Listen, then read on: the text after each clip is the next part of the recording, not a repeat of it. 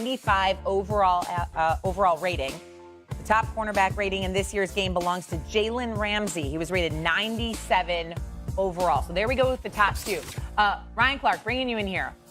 Who do you think is the best cornerback in the entire NFL? You can agree with these ratings or take your own. What do you think?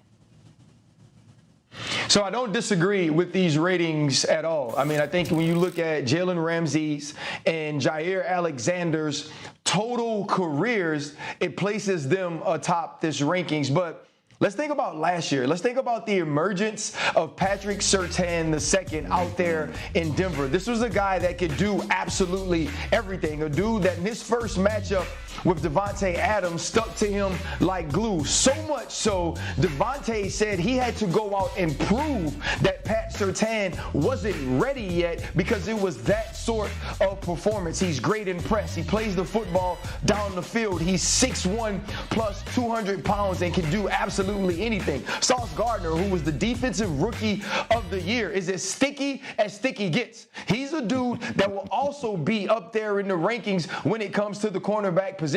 But Jalen Ramsey has been the standard at that position, especially athletically, since entering the league in Jacksonville. And he showed that last year with about 90 tackles and 4 interceptions for the Los Angeles Rams as he moves on to the Miami Dolphins. And he's got the best trash-talking ability, too. Sauce Gardner's so good, but obviously doesn't have the same kind of resume as the other guys we just listed because he's so new to the National Football League. Let's expand this a little bit more, though, guys, and let's talk about the best defense in the NFL. Because I think we assume when you have the best corner, it automatically makes your defense top-notch. That's not necessarily the case. Harry, who would you say is the best defense in the NFL right now? Oh, for me, I'm going to go out to the Bay Area with the San Francisco 49ers. And this is a team in 2022 that was first in total defense.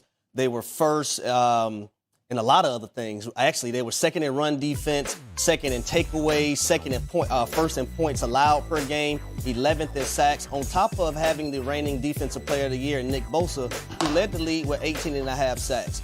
When I look at this team, right, and I understand they lost their defensive coordinator, D'Amico Ryans, who took a head coaching job in Houston, but you got Steve Wilks. Steve Wilks is respected across the board in the National Football League as a defensive mind. But you look at the defensive line that they have, they added Javon Hart. Mid corner is Jair Alexander, who came from the Philadelphia Eagles to that defensive line. So now you have him, Drake Jackson, Nick Bosa, and also Eric Armstead. And if they can get Javon Kinlaw, who was a former first-round draft pick for them, to get on board and live up to the hype where they drafted him, that defensive line can be even scarier. They're too deep at the linebacker position.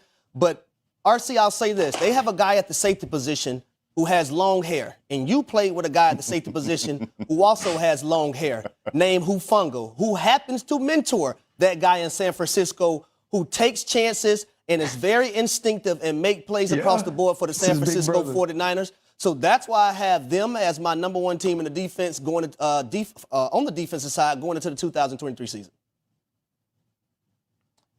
I hear you. I love those bloodthirsty Pirates. Oh. I'll defer to the Super Bowl champion. I'll defer to RC at Real Clark 25 on social media. I'll defer to you. I'll let you have your say. You flashed that ring earlier, RC. When you flash the ring, Freddie's got to take a step back. Freddie? So I'll take a step back, RC. Go ahead. No, Freddie, I was confused with the order. I respect you, OG. I want you to go because I have a surprise for you. So I want you to go first. I love the 49ers pick. I'm going to choose the Philadelphia Eagles because you mentioned about the defensive line of the San Francisco 49ers. All accurate, by the way, but Brandon Graham, Fletcher Cox, Josh Sweat, Jalen Carter, Jordan Davis, that's just the front four that they can interchange with those players. Nakobe Dean, I think, in middle linebacker will be a Pro Bowler by the end of the year because he can fly from sideline to sideline.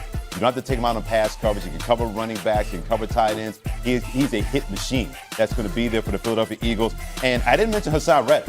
16 sacks last year and knocked out not one but two quarterbacks in an NFC Championship game. Apparently, quarterbacks having that night, but they would go, Hassan Reddick. That's where he became in 2022. But here's a guy that a lot of people should mention among the top corners in the league, and that's Darius Slay. To me, he's a top 5 cornerback. He can play, to your point, Ryan, you talk about guys who can play in press coverage, playing zone coverage, don't mind sticking their face in the middle of the action and knock down people. Darius Slay does all those. He marks those check boxes. So he is no slouch. And James Bradbury, I know people are going to bang on him for the holding penalty in the Super Bowl.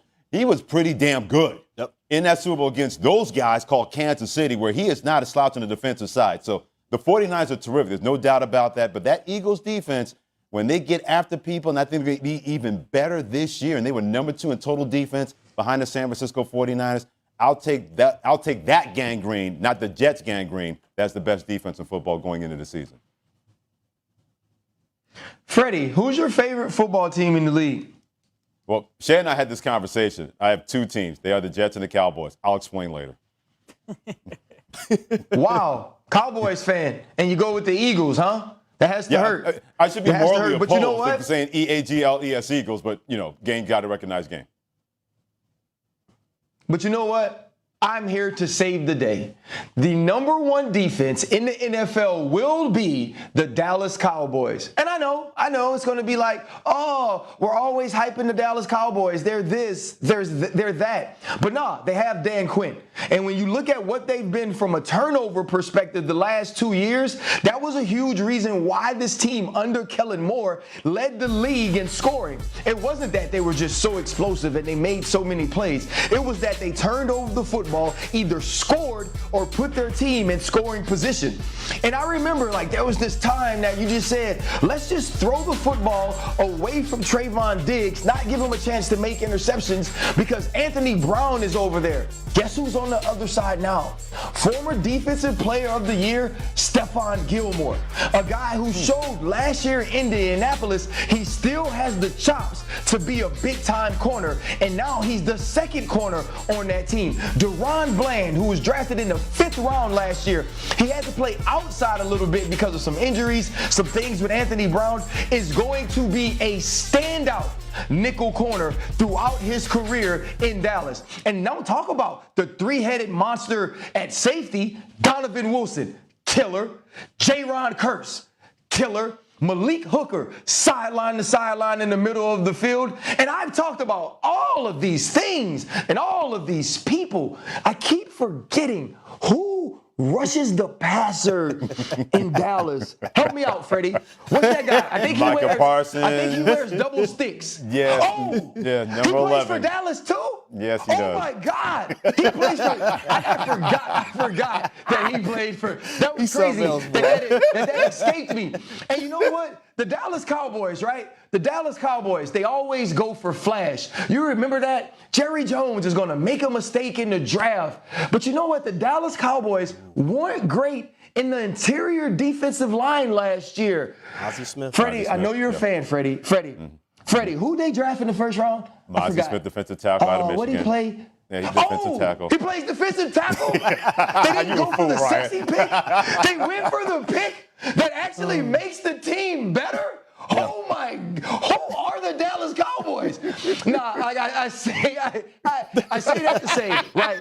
It's going to be about Leighton Vander Esch and Damone Clark. Damone Clark, who was a Butkus finalist here at LSU, who was sideline to sideline, extremely physical. And last time I checked, trained in Baton Rouge with this former football player from LSU named Ryan Clark. I believe that Damone Clark's ascension into the lineup, along with Leighton Vander Esch calling plays, is going to give this team an opportunity to be not just one of the best defenses in the entire NFL, but the best with what Dan Quinn and pass game coordinator Joe Witt can do with this team. Real quick, that division may have the best defensive collection of anybody. Washington's defense, they're not scrubs. Yep. Giants' defense, a turnover machine. You got the Cowboys and the Eagles. I think the NFC East has the best division when it comes to defenses in the NFL going into the season. Let me say this really quick, though, because you brought up a guy in Joe Witt. That's a guy I think that deserves a defensive coordinator position at some point, also a head coaching position. Absolutely. He was a DB coach when I was at Louisville, and Joe Witt